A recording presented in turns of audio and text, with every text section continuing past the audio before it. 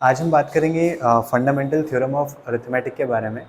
और जो fundamental theorem of arithmetic है, इसका यूज़ आता है आपका एलसीएम और एचसीएफ निकालने में। फंडामेंटल थ्योरम ऑफ अरिथमेटिक, ठीक है।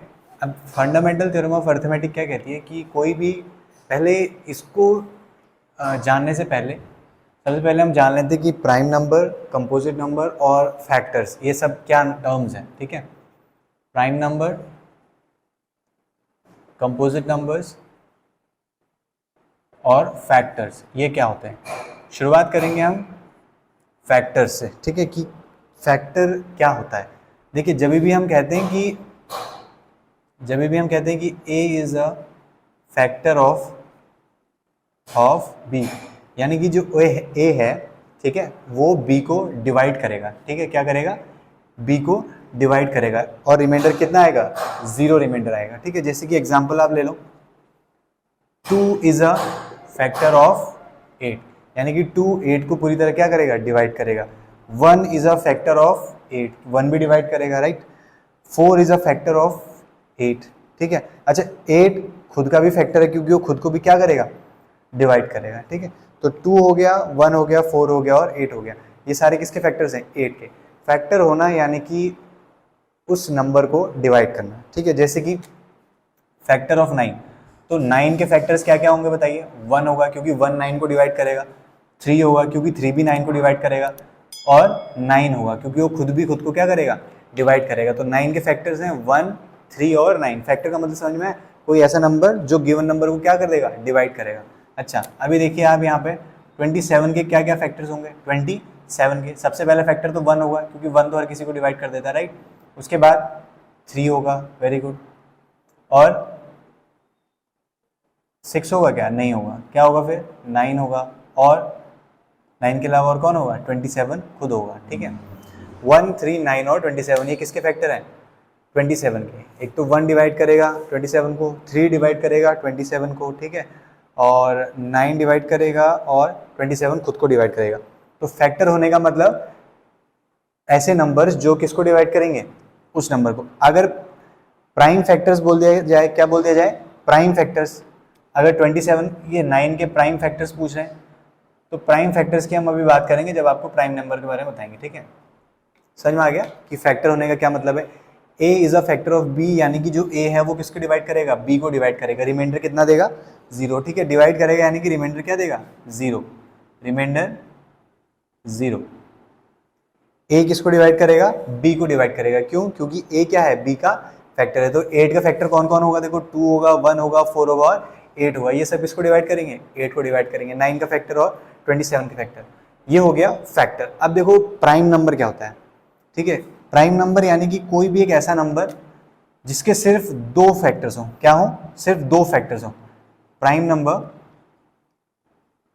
ऐसा number having only 2 factors, only 2 factors, ऐसा नंबर जिसके सिर्फ 2 फैक्टर हो। एक तो 1 होगा, ठीक है, 1 and itself, 1 and itself. Prime number एक ऐसा नंबर होगा जिसके सिर्फ 2 फैक्टर्स होंगे, एक तो 1 होगा और दूसरा वो खुद होगा। समझ में?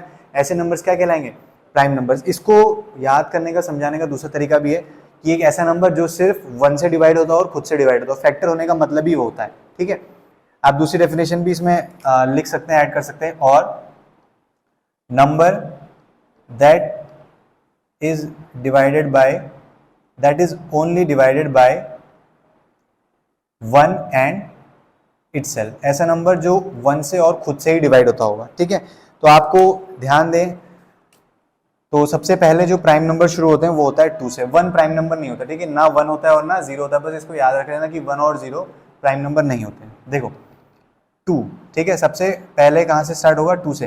देखो 2 किन से डिवाइड होता है? एक तो ये 1 से डिवाइड होगा, ठीक है, किससे डिवाइड होगा? 1 से, और दूसरा खुद से डिवाइड होगा।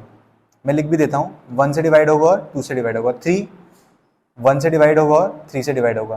क्या 4 है प्राइम नंबर? क्या 4 प्राइम नंबर है? 4 के फैक्टर्स देखो, 1, 2 और 4, 3 फैक्टर्स हो गए ना, तो ये प्राइम नंबर नहीं है। ये कैसा नंबर है? ये कंपोजिट नंबर है। जिस भी नंबर के 2 से ज़्यादा फैक्टर्स होते हैं वो कंपोजिट नंबर हो जाता है, ठीक है, तो 3 नहीं होगा, 5 होगा, हाँ होगा, क्योंकि इसके फैक्टर क्या होंगे 1 और 5। क्या 7 होगा? वेरी गुड, 7 भी होगा, क्योंकि इसके फैक्टर सिर्फ 1 और 7 होंगे। फैक्टर का मतलब समझ में आया, ऐसे नंबर जो उस नंबर को डिवाइड करते हो। 9, 8 के फैक्टर्स क्या क्या है देखो, 1 है, 2 है, 4 है और 8 खुद है, समझ में आया। 9 के फैक्टर्स क्या है, 1 है, 3 है और 9 खुद है। इन सब के फैक्टर्स 2 से ज्यादा हैं, तो ये प्राइम नंबर्स नहीं होंगे, क्या होंगे? कंपोजिट नंबर होंगे। अच्छा, और देखो 11 देखो, 13 देखो, 17 देखो, 19 देखो, 23 देखो। तो ऐसे जो भी नंबर्स हैं जिनके सिर्फ और सिर्फ 2 फैक्टर्स हो, यानी कि एक 1 और एक वो खुद, ऐसे नंबर सारे क्या हो जाएंगे? प्राइम नंबर्स हो जाएंगे। ठीक है, ये बात समझ में आ गई कि फैक्टर होना क्या होता है, प्राइम नंबर क्या होते हैं। ऐसे नंबर जिनके सिर्फ 2 फैक्टर्स हो, यानी कि एक 1 और एक वो खुद हो। ठीक है, ये प्राइम नंबर्स के सारे एग्जांपल्स हैं। अब कंपोजिट नंबर क्या हो जाएगा? प्राइम नंबर का अपोजिट क्या होगा? वो कंपोजिट नंबर ऐसे नंबर्स जिनके 2 से ज्यादा फैक्टर्स हो। क्या हो? 2 से ज्यादा फैक्टर्स हो। कंपोजिट नंबर्स, कंपोजिट नंबर्स ऐसे नंबर्स जिनके 2 से ज्यादा फैक्टर्स हो। ठीक है, numbers that have more than 2 factors, more than 2 factors. ठीक है, ऐसे नंबर्स जिनके 2 से ज्यादा फैक्टर्स हों। तो सबसे पहला जो देखो 0 और 1 जो है ना वो प्राइम होते हैं ना वो कंपोजिट होते हैं। ये बस याद, इस बात को याद रख लेना, ना ये प्राइम होंगे ना कंपोजिट होंगे, 0 और 1। ठीक है, अच्छा, अब ऐसे नंबर जिनके 2 से ज्यादा फैक्टर हैं, सबसे पहला नंबर कौन सा है? सबसे पहला नंबर है 4। ठीक है, स्मॉलेस्ट कंपोजिट नंबर कौन सा है? 4, क्योंकि 4 के फैक्टर्स क्या है देखो, 1, ठीक है, 2 और 4 खुद, यानी कि 1 भी 4 को डिवाइड करेगा, 2 भी 4 को डिवाइड करेगा और 4 भी 4 को डिवाइड करेगा। ठीक है ना, हर नंबर को डिवाइड कर देता है 1। ठीक है, हर नंबर को 1 डिवाइड कर देता है। अब ये समझाने की तो नहीं रहेगी बात, डिवाइड करके चेक कर लेना। ठीक है, उसके बाद 6 के फैक्टर्स लिखो, 1 हो गया, 2 हो गया, 3 हो गया और 6 खुद हो गया। फैक्टर्स का मतलब समझ में आया? फैक्टर्स वो नंबर्स होते हैं जो गिवन नंबर को क्या कर देंगे? डिवाइड कर देंगे, राइट। अच्छा, उसके बाद 8 लिख सकते हो आप, इसका 1, 2, 4, 8। तो उसके बाद आप 9 लिख सकते हैं, इसके फैक्टर्स क्या होंगे? 1 होगा, 3 होगा, 9 होगा। 10 लिख सकते हैं आप, इसके फैक्टर्स 1 होगा, 2 होगा, 5 होगा और 10 होगा, right.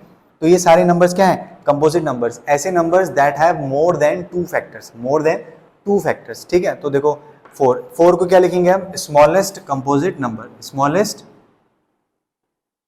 Composite number, smallest composite number. ठीक है, और ये जो 2 है ना, ये जो 2 है ये क्या है? Smallest prime number, smallest prime number, smallest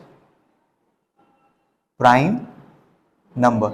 ये स्मॉलेस्ट प्राइम नंबर भी है और ये the only even prime number है। क्या है? The only even prime number, the only even prime number. सिर्फ ऐसा, मतलब इकलौता इवन प्राइम नंबर होगा, इकलौता इवन प्राइम नंबर होगा। ऐसा क्यों है? क्योंकि इसके बाद के नंबर्स प्राइम क्यों नहीं है? क्योंकि वो सब पहले एटलीस्ट 2 से तो डिवाइड हो ही जाएंगे, 1 से भी होना है और खुद से भी होना है, तो वो 2 से ज्यादा फैक्टर्स हो गए, तो वो कंपोजिट नंबर की कैटेगरी में आ जाएंगे। ठीक है, ये देखो, ये जैसे कि आप देखो 4, ये एक प्राइम नंबर नहीं है। क्यों?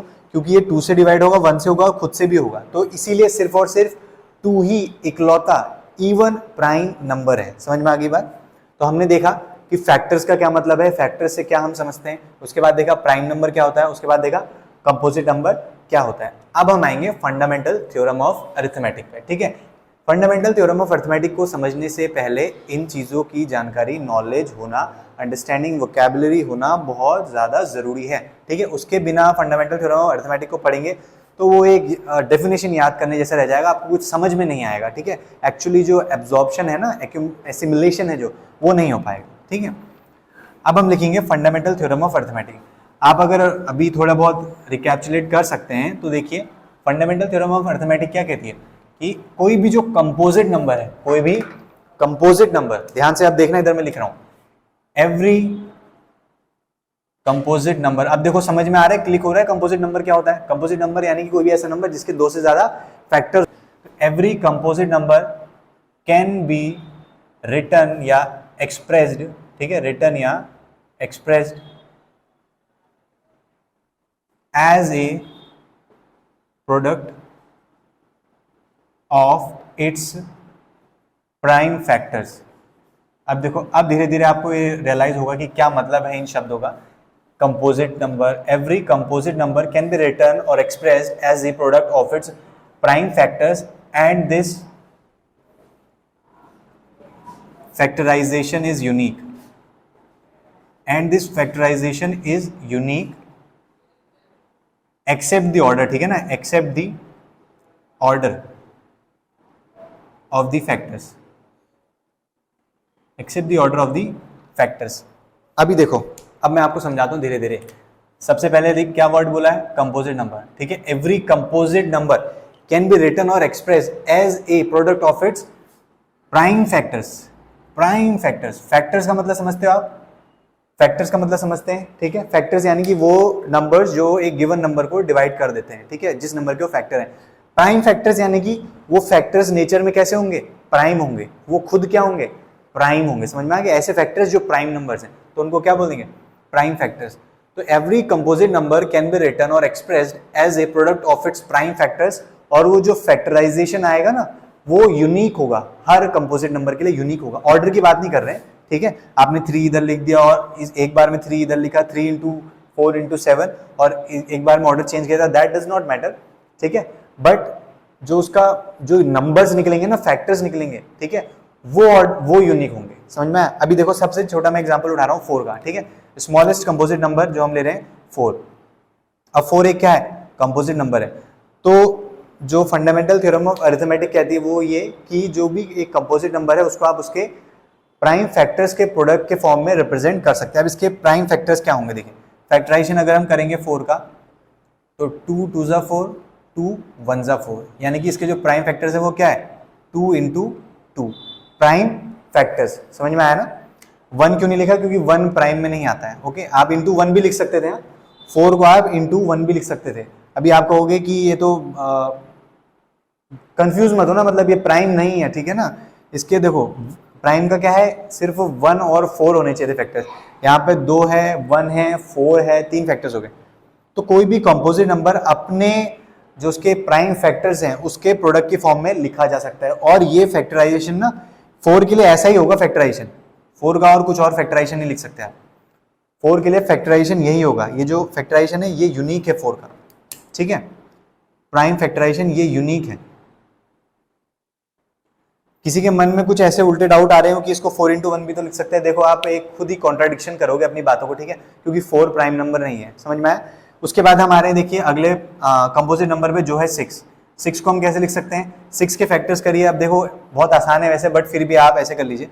6 को आपने क्या करा, सबसे पहले 2 से डिवाइड करा, 2 3 जा, 3 से करा, 3 1 जा, तो 6 के जो प्राइम फैक्टर्स हैं वो है 2 इंटू 3, 2 इंटू 3। अब देखो 6 के लिए ये जो फैक्टराइजेशन है ये यूनिक होगा, ध्यान रखना ये यूनिक होगा।